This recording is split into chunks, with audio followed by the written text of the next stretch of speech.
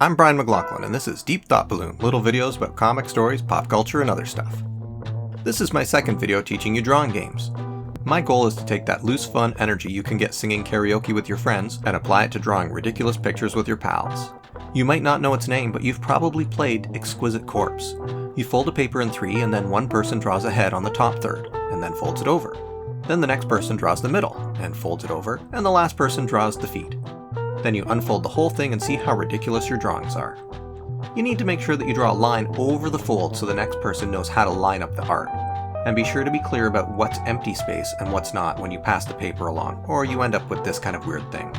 You don't need to make a person, you can draw anything you want. But if you all do something not humanoid or animal, it might be too much. We need something normal to pair the weird with. So if your other players are going weird, you go traditional, and vice versa. This is a great game to play at restaurants where you have napkins folded into 3 or 4 already, and you're waiting for the food to show up.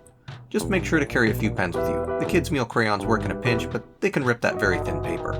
And playing it at a restaurant can really help add drawing games to your routine. The next game is Speed Team Drawing. You each get a piece of paper and write a word at the top.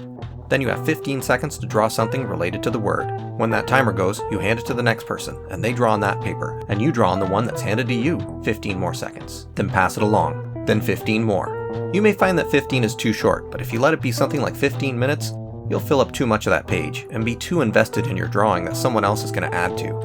When I do this live, we get some easels set up, and I get an audience to do a countdown. 15, 14, 13, and the pressure is on, but that's what makes it fun. It's like charades or something. I like that this becomes a cooperative game where you get to build and change an image together. Similar to this game is Scribble Game.